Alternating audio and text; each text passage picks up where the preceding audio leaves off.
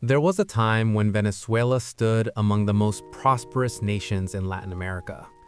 Oil was not only a source of wealth, but a foundation for education, healthcare, and opportunity. Families planned their futures with confidence. Young people imagined building their lives at home. The future was not flawless, but it felt attainable. Yet, prosperity was unevenly distributed. Corruption, inequality, and frustration quietly accumulated over time. Many citizens felt unheard and excluded. And when trust in institutions erodes, societies began to search for alternatives. In this climate of discontent, a new political ideology emerged. It promised justice, inclusion, sovereignty, and dignity for those who felt forgotten. For millions, it was more than politics.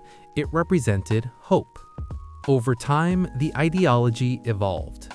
What began as a promise transformed into a system of power. Authority concentrated, institutions weakened, loyalty increasingly outweighed competence.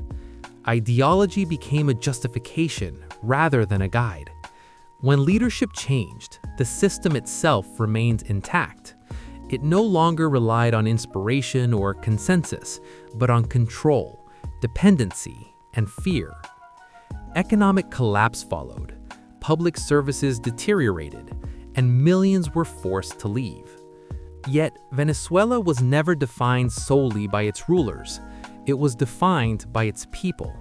They protested, they endured, they supported one another even when resources were scarce. Hope did not vanish, it endured in silence. No system built on fear is permanent.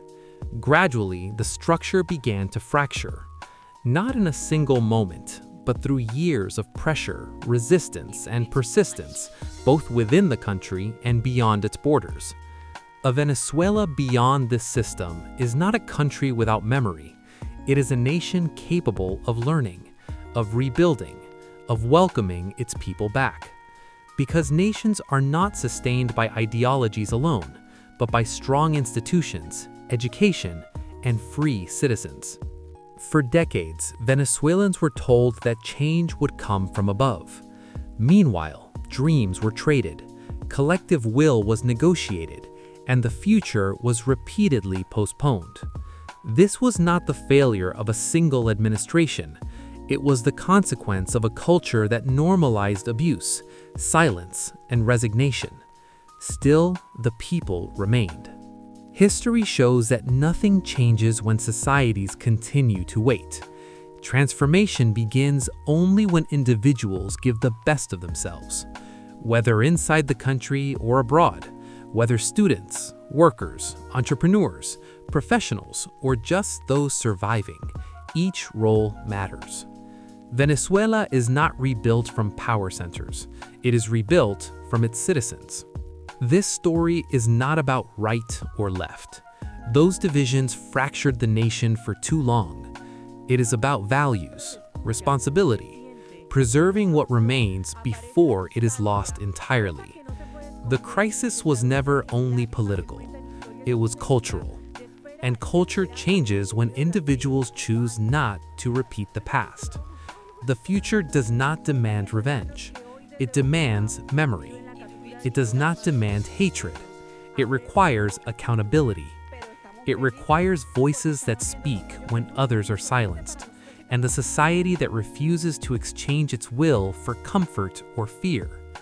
Because nothing will change unless people give the best of themselves. Not later, not when conditions are ideal. Now. Venezuela does not need saviors.